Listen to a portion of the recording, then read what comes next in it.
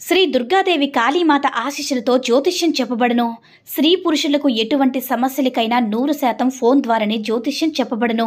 ప్రేమ సమస్యలు, పిల్లలు పెద్దల మాట వినకపోవడం, సంతానం, విడాకులు, పెళ్లి సమస్యలు, భార్యాభర్తల సమస్యలు, మీ జీవితంలో ప్రతి ఒక్క సమస్యకి గురువుగారి దగ్గర పరిష్కారం కలదు.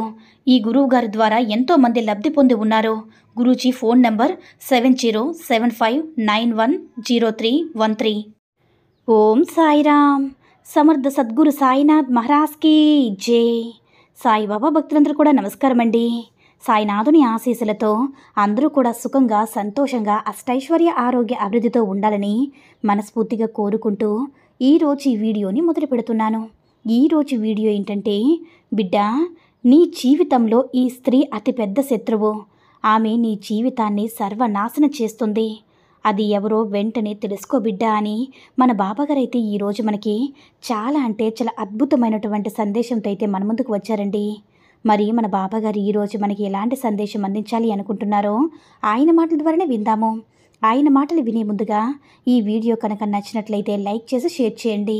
మరిన్ని వీడియోస్ కోసం మన ఛానల్ని సబ్స్క్రైబ్ చేసుకుని మాకు కొంచెం సపోర్ట్ చేయండి. మరి మన బాబాగారి సందేశం ఏంటంటే, బిడ్డ, నేను గురువుగా హెచ్చరించి మరీ నీకోసం ఒక మంచి మాటను చెప్పాలనుకుంటున్నానమ్మా. నీ జీవితంలో ఈ స్త్రీ అతిపెద్ద శత్రువు. తాను నీ జీవితాన్ని నాశనం చేయాలని చూస్తుంది. కాబట్టి ఆ స్త్రీ ఏ రూపంలోనైనా ఉండొచ్చు బిడ్డ. బంధువుల రూపంలోనైనా, నీ చుట్టాల రూపంలోనైనా, నీ స్నేహితుల రూపంలోనైనా, ఎలాంటి రూపంలో అయినా సరే ఆ స్త్రీ నీ చుట్టే తిరుగుతుంది. నిన్ను నాశనం చేయాలని, నిన్ను నలుగురిలో అగౌరవపరచాలని చూస్తుంది బిడ్డ.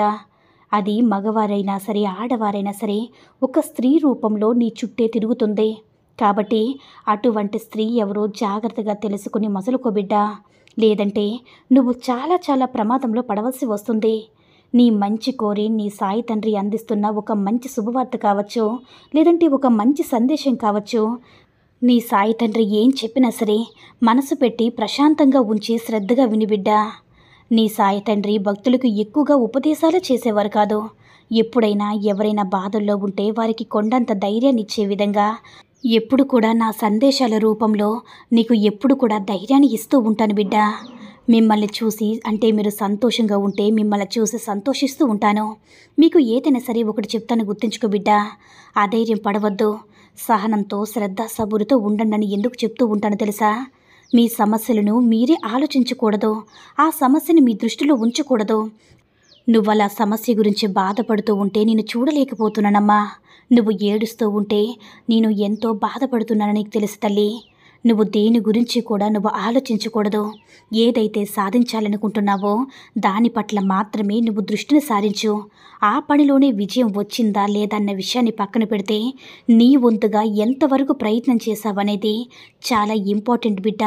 కాబట్టి ఎప్పుడు కూడా నిరంతరం ప్రయత్నించావా లేదా? అసలు ప్రయత్నాన్ని మొదలుపెట్టావా లేదా? మొదలుపెట్టేదానికి నువ్వు లక్ష్యం దిశగా ఏదైనా పని దూసుకు వెళ్ళావా లేదా? ఇవన్నీ కూడా నువ్వు ఆలోచించాలి. సమస్యలు ఏముంది చెప్పు బిడ్డ, ఒకదాని తర్వాత ఒకటి వస్తూ ఉంటాయి.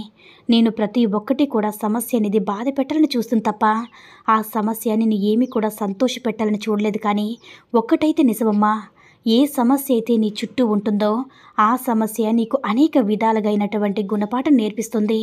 అంటే నీ చుట్టూ ఉన్న వారి యొక్క స్వభావాన్ని తెలియచేస్తుంది. అలాగే ఒక సమస్య వచ్చినప్పుడు ఆ సమస్య నుంచి బయటపడాలి అనేటటువంటి ఆలోచన విధానాన్ని నీకు నేర్పిస్తుంది. మంచి జ్ఞానాన్ని ఇస్తుంది. ఏ విధంగా నువ్వు ఉండాలనేది తెలియచేస్తుంది. ముందు రోజుల్లో అలాంటి సమస్య వస్తే మరలా ఆ సమస్య నుంచి ఎలా బయటపడాలనే దాన్ని కూడా నీకు నేర్పిస్తుంది. కాబట్టి ఒక్కొక్కసారి సమస్యలు రావడం కూడా మంచి కోసమే అనుకోవాలి బిడ్డ.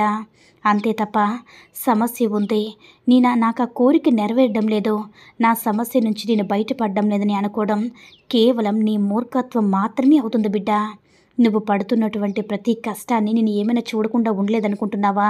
నువ్వు అనుభవిస్తున్న ప్రతి కష్టం కూడా నువ్వు చేసేటటువంటి సాధన. కాబట్టి నిన్ను ఉత్తమమైనటువంటి శిఖరాన్ని చేర్చేందుకు నేనైతే ప్రతి క్షణం కూడా కష్టపడుతూ ఉంటాను బిడ్డ. అవన్నీ నీకు తెలియదు కాబట్టి రాబోయే రోజుల్లో నీకు అంత మంచి లాభాన్ని చేకూర్చబోతున్నాను. ఎప్పటికైనా సరే నువ్వు సంతోషంగా ఉంటావని నీ నుంచి నేను ఆశిస్తున్నాను తల్లి.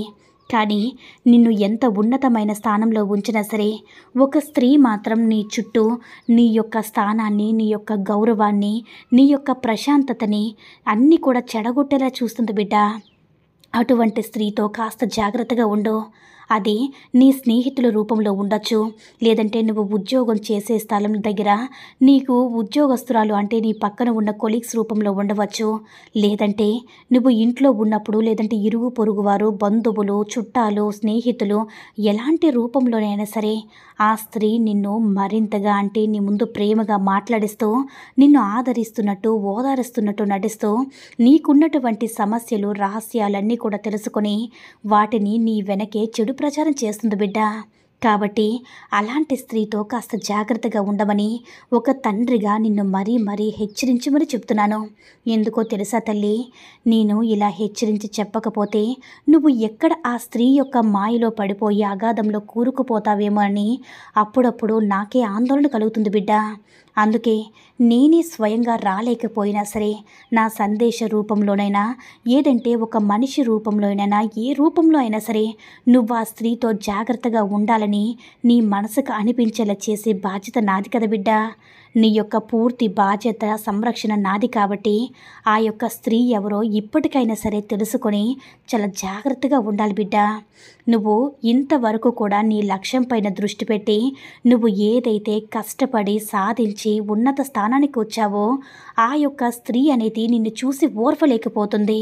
ఎలా అయినా సరే నువ్వు మళ్ళీ ఎక్కడ ఉన్నావో అదే పొజిషన్కి తేవాలని తను కంకణం కట్టుకుంది బిడ్డ. కాబట్టి నువ్వు ఉద్యోగం చేసినా సరే కొన్నిసార్లు నీకు ఆటంకాలు తెస్తూ నీ మీద చెడు ప్రచారం చేయాలని చూస్తుంది. అంటే నిన్ను ఇంకా నీకున్నటువంటి అవకాశాలన్నీ కూడా తను తీసుకొని నిన్ను ఇంకా దిగజార్చాలని చూస్తుంది. అలాగే నువ్వు ఇంట్లో గృహిణివై అంటే ఇంట్లో ఏదైనా సరే పని చేసుకున్నా సరే చుట్టుపక్కల రూపంలోనైనా, బంధువుల రూపంలోనైనా సరే నిన్ను ఏ విధంగానైనా సరే హేళన చేసి నీ మనసును కృంగిపోయేలా చేసి, కృషించిపోయేలా చేసి ఇంకా నిన్ను దిగజార్చేలా చేస్తుంది బిడ్డ. నాకు జీవితం అంటే ఎందుకు నరకంలా అనిపిస్తుంది అన్నట్టుగా చేయబోతుంది. కాబట్టి అటువంటి స్త్రీ ఎవరో నువ్వు వెంటనే తెలుసుకోవాలి. అది చాలా కష్టమమ్మా. ఎందుకంటే ఆ స్త్రీ చాలా తెలివిగా, నువ్వంటే ఇష్టం ఉన్నట్లుగా, నీకు మంచి చేస్తున్నట్లుగా, నిన్ను ఓదార్స్తున్నట్లుగా నీ ముందే నటిస్తూ నీ చుట్టూనే తిరుగుతుంది. కాబట్టి ఇప్పటికైనా సరే తెలుసుకో, ఆ మాయ నుంచి బయటపడు బిడ్డ. లేకపోతే నువ్వు ఇక ప్రమాదంలో పడిపోతావు. ఇక నేను కూడా ఏమీ చేయలేనమ్మా. ఇక నుంచైనా సరే నీ సాయి తండ్రి మళ్ళీ ఎందుకు హెచ్చరిస్తున్నారో, మళ్ళీ ఎందుకు నిన్ను జాగ్రత్తగా చేయాలని చూస్తున్నారో ఒక్కసారి నీ సాయి సందేశంలో ఉన్నటువంటి అర్థం ఏంటో గమనించు బిడ్డ.